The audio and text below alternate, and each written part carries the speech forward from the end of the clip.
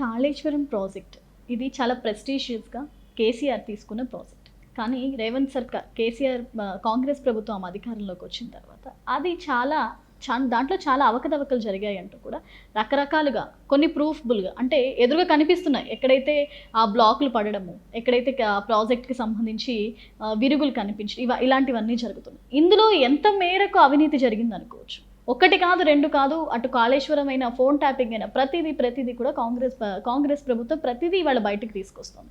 అది కేసీఆర్ మీద ఉన్న నెగటివిటీ అనుకోవచ్చా? లేదంటే అసలు ఆ ప్రభుత్వంలో నిజంగానే ఇలాంటి అవకతవకలన్నీ జరిగాయి, అందుకే ఇవన్నీ బయటకు వస్తున్నాయి ఇవాళ కొత్త ప్రభుత్వం ఏర్పడ్డాక అనుకోవచ్చా? జరిగినాయండి అవకతవకలు. క్యాగుతన్ నివేదికలో అంది కదా, 70-80 వేల కోట్లు అవుతుంది అనుకున్న ప్రాజెక్టు 1,60,000 కోట్లకు పెరగటం అనూహ్యం. ఇదివరకు ఎన్నడూ కూడా ఇక్కడ మనం చూడం. సుమారుగా, నేను ఆ ఎగ్జాక్ట్ నంబర్ గుర్తులేదు కానీ విపరీతంగా పెరిగింది కదా. ఇది ఎట్లా సాధ్యమైంది? ఒక డిజైను సంబంధించి అన్ని స్థాయిల్లో ఆమోదం ఇవ్వవలసినటువంటి ఇంజనీరింగ్ శాఖలతో సంబంధం లేకుండా ఒక ప్రభుత్వమే నిర్ణయాలు ఎట్లా చేస్తుంది? కాంట్రాక్టులు మీకు ఇష్టం వచ్చిన వాళ్ళకి ఇట్లా ఇస్తారు. ఇవన్నీ కూడా దాంట్లో చాలా స్పష్టంగా చెప్పిండ్రు కాబట్టి ఇవాళ మనం అర్థం చేసుకోవాల్సింది ఏంటంటే ఇవన్నీ కూడా లోపాలు ఉన్నాయి. అన్నిటికంటే మించి అది కుప్పగొలుతుంది కదా, కన్న ముందే కుప్పగొలుతుంది కదా, కనబడుతున్న వాస్తవం అది. కాబట్టి ఇన్ని లోపాలు ఉన్నప్పుడు దాని మీద సరిగ్గా సర్వే జరగాలి. ఏం లోపం జరిగింది? ఇన్ని వేల కోట్లు ఖర్చు పెడితే, 1,00,000 కోట్ల దాకా ఖర్చు పెడితే ఎక్కడ లోపం ఉంది అనేది మనకు తెలవాలి కదా అనేది ఇవాళ ప్రజలు అడుగుతున్నారు. దానిపైన ఒక నిర్ణయం అయితే జరగవలసి ఉంది, జరగాలని కోరుతున్నాం. ఫైనల్గా మీరు ఇప్పుడు కొత్త సర్కార్ ఏర్పడింది, కొత్త ప్రభుత్వం అధికారంలోకి వచ్చింది. తెలంగాణ ఉద్యమకారులు మీరు ఎప్పటి నుంచో తెలంగాణ కోసం మీలాంటి వాళ్ళు పాటుపడడం వల్ల ఇవాళ మనం తెలంగాణ రాష్ట్రాన్ని ఈ విధంగా చూస్తున్నాం. ఇంకా తెలంగాణ ఉద్యమకారుల కోసం మీరేమైనా ప్రత్యేకంగా కొత్త ప్రభుత్వాన్ని ఏమైనా అంటే ఇది చెయ్యండి అని అడిగే ఆలోచన ఏమైనా ఉందండి? ఒకటి ఏంటంటే అమరవీరుల కుటుంబాలకు గవర్నమెంటే ఎన్నికలప్పుడు హామీ ఇచ్చింది, కొంత పింఛన్ ఇస్తామని అమరవీరులకు, అది ఇవ్వాలి. తర్వాత ఉద్యమకారులు చాలామంది కుటుంబాలు చితికిపోయినాయి, వాళ్ళు నిలదొక్కోవటానికి చేయూతనివ్వాలి, అవకాశం కల్పించాలి. ఆ అవకాశం కల్పించమని ప్రభుత్వాన్ని అడుగుతున్నాం. ప్రభుత్వమే మరి జాగా ఇస్తామన్నారు, ఇళ్ల స్థలం 250 గజాలు. అవే కాక ఇంకా కొంత ప్రభుత్వ పథకాల్లో ఒక వాటా, ఇవన్నీ ఇవ్వమని ప్రభుత్వాన్ని అడుగుతున్నాం. అవన్నీ ఇస్తారని మేము కూడా ఆశపడుతున్నాం. మీరు వెళ్ళి ఈ విన్నపాలన్నీ సర్కార్ ముందు పెట్టే ఆలోచనలో ఉన్నారా? ప్రభుత్వమే గుర్తించి ప్రకటిస్తున్నది. మేము కోరింది ఏంటంటే ఒక గుర్తింపు అయితే ఇవ్వాలండి మీరు అని. కాబట్టి ఆవిర్భావ దినానికి పిలుస్తాము, మిగతా వాటిలో కూడా అవకాశం కల్పిస్తాము అని మాట అన్నారు. కాకపోతే దానికి కొంత సమయం ఇవ్వండి, ఆర్థిక పరిస్థితి బాగాలేదు కాబట్టి బేరీజ్ వేసుకుంటాం, అందరితో మాట్లాడినాకనే నిర్ణయాలు చేస్తామనేటువంటి మాట కూడా వాళ్ళు అంటున్నారు. ఒక రాజకీయ అనుభవం అంటే ఉద్యమం దగ్గర నుంచి ఇప్పటి వరకు ఎన్నో రాజకీయ ఒడిదుడుకులు చూశారు, మీరు అందరినీ చూస్తున్నారు. ఇప్పుడు తెలంగాణని కాసేపు పక్కన పెడితే ఒక్కసారి ఏపీ వైపు వెళ్దాం సార్. అంటే రెండు తెలుగు ప్రజలు అంటే రెండు తెలుగు రాష్ట్రాలు కలిసినప్పటి నుంచి ఉన్నారు కాబట్టి ఇప్పుడు ప్రస్తుతము 6 గ్యారెంటీల పేరుతో కాంగ్రెస్ ప్రభుత్వం అధికారంలోకి వచ్చింది. ఇలాగే మేము కూడా ఇస్తామంటూ ఆంధ్రాలో చంద్రబాబు ప్రభుత్వం ఇవాళ అధికారంలో ఉంది. అసలు వైసీపీ సర్కార్ ఇంతలా ఓడిపోవడానికి అంటే మినిమం సీట్లు కూడా లేకుండా, అసలు ప్రతిపక్షమే లేకుండా ఇవాళ ఆంధ్రప్రదేశ్లో ప్రభుత్వం కనిపిస్తుంది. దీని గురించి ఏం చెప్తారు? అంటే కొంత ప్రశాంత్ కిషోర్ చాలా విషయాల్లో పొరపాటు చేసిన, ఈ విషయంలో ఆయన చెప్పింది ఒకటి వాస్తవం ఏంటంటే ప్రజలతో సంబంధాలు తెగదెంపులు చేసుకోవటం ద్వారా దూరం అయిపోవటం వల్ల వైఎస్ఆర్సీపీ ఈసారి గెలవటం కష్టమైంది అని నేను అనుకోవటం అదే ప్రధానమైన కారణం. ప్రజలకు దూరమైంది, ప్రజలతో ఉన్న సజీవ సంబంధాలను తెగదెంపులు చేసుకుంది. పార్టీని వదిలిపెట్టి వాలంటీర్లను పట్టుకొని పార్టీని నిలదొక్కోగలవనే ప్రయత్నం చేయటం అది ఒక తప్పిదము. ఆ తప్పిదమే అనేకమైనటువంటి లోపాలకు దారితీసింది.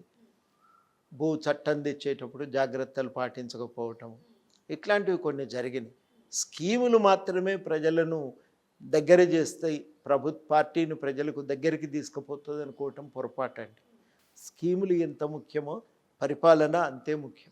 పరిపాలన ప్రజాస్వామికంగా లేనప్పుడు ప్రజలకు ఇబ్బంది కలిగించే రీతిలో ఉంటే, నిరంకుశంగా ఉంటే ప్రజలు దూరం అవుతారు. ఇది 100కి 100 రూపాయలు ఆంధ్రాలో జరిగింది అదే. అందువల్లనే ఆయన దెబ్బతిన్నాడు. ఎందుకంటే నేను ఆయన గవర్నమెంట్ ఏర్పడ్డ సంవత్సరం తర్వాత పోతే దారిలో ఎక్కడ ఆగినా గుర్తుపడతారు కాబట్టి పలకరించి మేమేదో కొబ్బరి నీళ్ళు తాగుదామని ఆగితే, మీరు బాగానే ఉన్నారండి, మాకే ఇక్కడ ఇబ్బందులు, మా ప్రభుత్వం బాగాలేదండి, అస్సలు బాగాలేదండి అని చెప్తుంటే నాకు ఆశ్చర్యం అనిపించింది.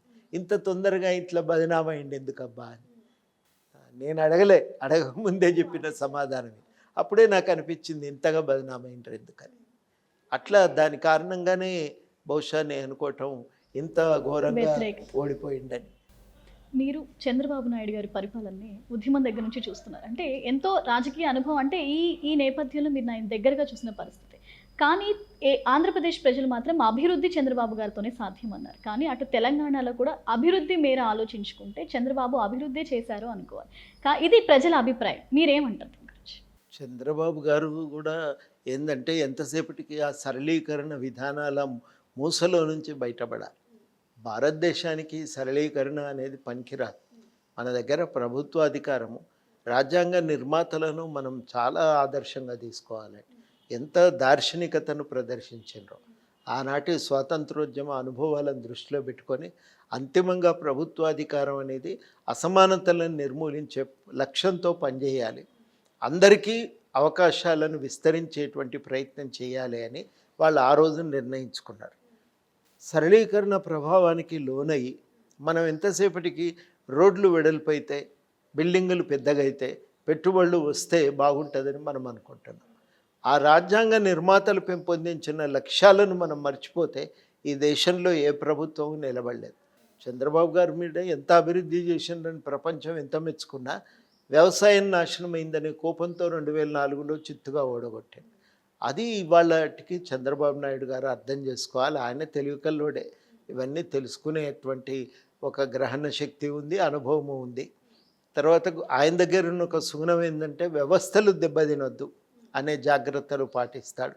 ఆదాయాన్ని పెంపొందించే విషయంలో బాగా అనుభవం ఉంది, ఏం చేస్తే ఆదాయం పెరుగుతుందనేది. ఈ రెండింటినితో పాటు అంతిమ లక్ష్యం అనేది సమాజంలో ప్రజల సంక్షేమం, సమాన అవకాశాల విస్తరణే ప్రధానం కనుక అనుకోగలిగితే అప్పుడు నేను అనుకోవటం దేశం బాగుపడుతుంది, ఆయన కూడా ఒక మంచి పేరు సంపాదించుకుంటాడు అని చెప్పి నేను చెప్పదలిచాను. కానీ సార్, ఇందులో ఒక ప్రశ్న ఏంటంటే, తెలంగాణని పోల్చి అడుగుతున్నాను. ఐటీ మినిస్టర్గా కేటీఆర్ ఉన్నప్పుడు తెలంగాణలో ఐటీ హబ్గా తెలంగాణ చాలా మేలు జరిగింది కేటీఆర్ వల్ల అనే వాదన కూడా ఉంది. అంటే కేసీఆర్ ఓడిపోతే బీఆర్ఎస్ ప్రభుత్వం ఓడిపోయినందుకు జనాలు ఒకలా బాధపడ్డా కూడా అటు కేటీఆర్ని కోల్పోయాం అనే ఫీలింగ్లో కూడా ఉన్నారు. ఎందుకంటే ఇండస్ట్రియల్ పరంగా తెలంగాణ కేటీఆర్ వల్ల ఇంకా ముందుకెళ్తుంది అనే వాదన కూడా వినిపించింది సార్. దీని గురించి మీరేం చెప్తారు? ప్రతిసారి కూడా మనం అడగవలసిన ప్రశ్న ఏంటంటే ప్రజలకేం లాభం. ఆయన ఆ ప్రశ్న వేసుకోలే. అనుభవజ్ఞులైన పాత రాజకీయ నాయకులు ప్రజలకేం లాభం అనే ప్రశ్న వేసుకునేవారు. అట్లాంటి ప్రశ్న ఎన్నడూ కూడా కేటీ రామారావు గారు వేసుకోవాలి. ఓ పెద్ద బిల్డింగ్ వస్తే సంబరపడిపోయింది, ఒకటేదో వస్తే సంబరపడిపోయింది. కానీ అంతిమంగా దీనివల్ల ఈ రాష్ట్ర ప్రజలకు ఏం లాభం అవుతుంది అనేది కూడా ఆలోచించాలి కదా. అది ఆయన ఆలోచించలేదు. ఆ ఆలోచించకపోవటమే ఆయన దృష్టికోణంలో ఉన్నటువంటి ప్రధాన లోపం.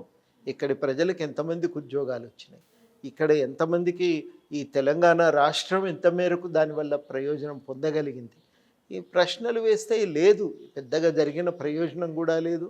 మీరు ఈ కాలంలో పెద్దగా అదనంగా తీసుకొచ్చినటువంటి రెవెన్యూ ఆదాయం కూడా లేదు. ఇవన్నింటి వల్ల నేను అనుకోవటం మనం అనుకున్నటువంటి అభివృద్ధిని సాధించలేకపోయినాం, ప్రజలను సంతృప్తిపరచలేకపోయాం. కంపెనీలు లాభపడటము, పెట్టుబడి పెట్టేటువంటి వాళ్ళు లాభపడటం ఎంత ముఖ్యమో ప్రజలకు దాని నుంచి అంతే లాభం ఎంత కలిగింది అనేది అంతకంటే ఎక్కువ ముఖ్యం. ఆ విషయాన్ని ఆయన వదిలిపెట్టాడు. ఉమ్మడి రాజధానిగా ఇప్పటివరకు హైదరాబాద్ ఉంటూ వచ్చింది. కానీ ఇంక ఇప్పటి నుంచి ఉమ్మడి రాజధాని హైదరాబాద్. అంటే అటు తెలుగు ప్రజల్లో, అంటే ఆంధ్ర ప్రజల్లో కొంత అలజడి ఇది కనిపిస్తుంది. ఎందుకంటే ఉమ్మడి రాజధానిగా ఇప్పటివరకు మనం హైదరాబాద్ని చూస్తూ వచ్చాం. ఇది దీనికి ప్లస్ అవ్వచ్చేమో, కానీ తెలంగాణకి ప్లస్ అవ్వచ్చేమో, కానీ అటు ఆంధ్ర ప్రజలు ఇబ్బంది పడుతున్న పరిస్థితి. అటు రెండు రకాలుగా ఆలోచించమంటే ప్రజల గురించి మాత్రమే, అటు తెలంగాణ ఆంధ్రాని కాకుండా ప్రజల గురించి మాత్రమే ఆలోచించమంటే మీరేం చెప్తారు? ఇవి తెలంగాణకు హైదరాబాదు రాజధానిగా ఎక్కువ కాలం ఉండటం సాధ్యం కాదండి. అది వైబుల్ కూడా కాదు అది. అంత దూరం నుంచి రావటం పోవటం ఎవరికి కూడా సౌకర్యం కాదు అది. అంతిమంగా ఆంధ్ర ప్రాంతంలో ఒక రాజధాని ఏర్పడవలసిందే, అక్కడ అభివృద్ధి జరగవలసిందే. ఇంతకాలం ఉమ్మడి రాష్ట్రంలో ఉన్నప్పుడు ఆంధ్రాకు జరిగిన పెద్ద నష్టం ఏంటంటే ఆ ప్రాంత ప్రజల అవసరాలకు తగ్గట్టుగా అక్కడ ఒక అభివృద్ధి అనేది జరగలేదు. హైదరాబాద్లో రకరకాల రియల్ ఎస్టేటు అవసరాల కోసం హైదరాబాద్ కేంద్రిత అభివృద్ధిని తెచ్చిపెట్టుకున్నాను తప్ప కానీ ఇటు తెలంగాణకు న్యాయం జరగలే, అటు ఆంధ్రాకు న్యాయం జరగలే. అంతిమంగా ఏమైందంటే విడిపోదామనేటువంటి డిమాండ్తో తెలంగాణ ఉద్యమం బలపడ్డది.